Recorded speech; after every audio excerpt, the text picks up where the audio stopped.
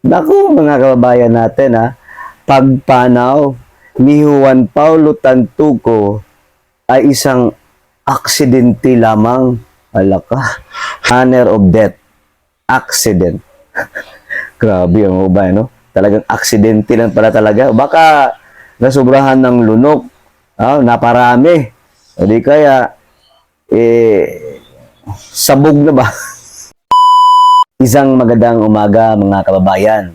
So eto na nga, lumabas na nga po ang totoong resulta ng pagkamatay ni Juan Paulo Tantuco mga kababayan doon mismo sa Beverly Hills na kung saan ginanap ang Metro Manila Film Festival mga kababayan natin. Matatandaan din na magkasama sila ni Lisa Marcos doon sa entourage na yan mga kababayan natin. So ito po yung balita ha. Pero balikan muna natin mga kababayan, kailan ba namatay itong si Juan Paulo Tantuco? Namatay siya noong Marso 8, 2025 mga kababayan natin. No? Kung bibilangin natin, so nasa mga April, May, June, July, so 4 na buwan na po mga kababayan mula nung pumanaw itong si Paulo Tantuco na sinasabi ng mga karamihan na baka nga may kinalaman o may pananagutan itong si Lisa Marcos mga kababayan kasi sila naman magkasama, magkaibigan din sila, negosyante, mayaman. Eto po, basahin natin na yung report po na kung saan talagang nagulat ang karamihan mga kababayan ha. Eto na po. So ayon po dito sa balita mga kababayan natin, no? Ito po kapapasok lang, no? Negosyanteng si Juan Paulo Tantuco pumanaw dahil sa coke effect. Wala ka. Grabe naman to, no? Ikinabigla ng publiko ang inilabas na dokumento ng Los Angeles Coroner tungkol sa pagpanaw ng negosyanteng si Juan Paulo Tantuco noong March 8, 2025 sa Beverly Hills, California. Ayon sa dokumento mga kababayan natin, nasubrahan sa paggamit ang nasabing negosyante na nakasama rin ng grupo ni First Lady Lisa Araneta Marcos sa Manila International Film Festival na ginanap sa Beverly Hills. So ito pa nga ba ang dugtong, mayroon pa nga dito, may iba din to na nag-post mga kababayan at ito po no, galing ito kay post ni Alvin Anturici mga kababayan natin. Yan, sana nga ba 'yon basahin natin dito. Teka lang.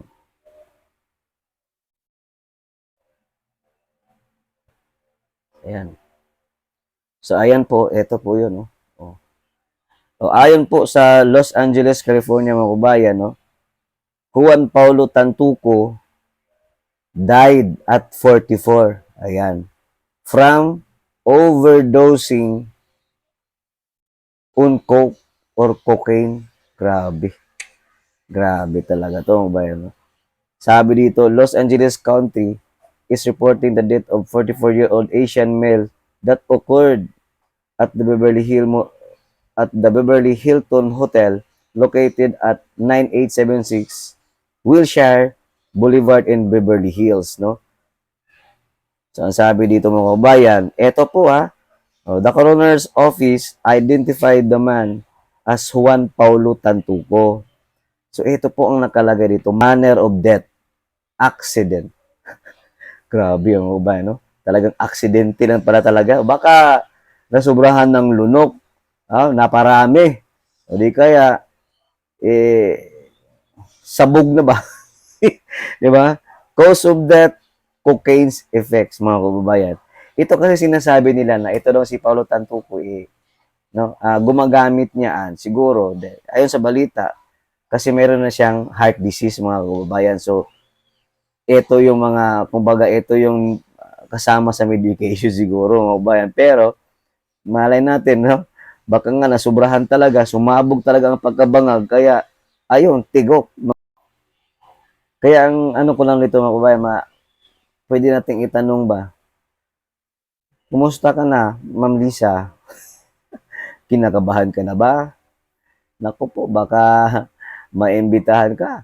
Kasi parang, di ba, madadawit ka niyan. Kayo magkasama eh, no? Ngayon, sobrang mong tahimik. So, ayan. Paano yan, no?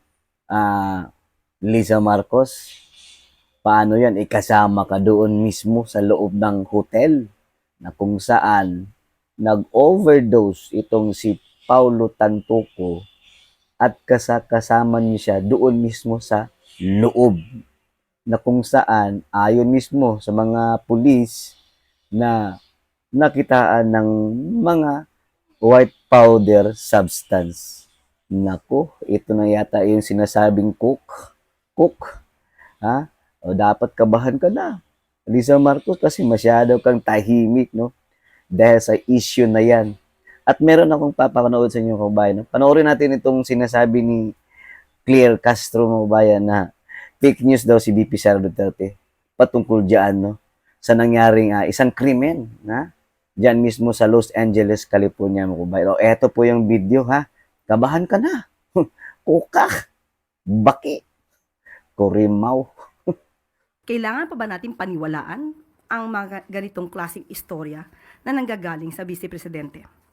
Tapos, nung nagkaroon ng malaking krimen sa Estados Unidos na merong namatay dahil sa drug overdose at kung makikita ninyo doon sa police report ay nandoon ang pangalan ni First Lady Lisa Marcos na isa sa mga tao doon sa loob ng kwarto kung nasaan yung tao ay nag-overdose sa suspected drug overdose sa hotel room at ang daming nakikitang white powder substance na sinabi doon sa police report ay suspected cocaine din, ay bigla nilang kinuha si Pangulong Duterte. Sa kanya pala nanggaling ang fake news.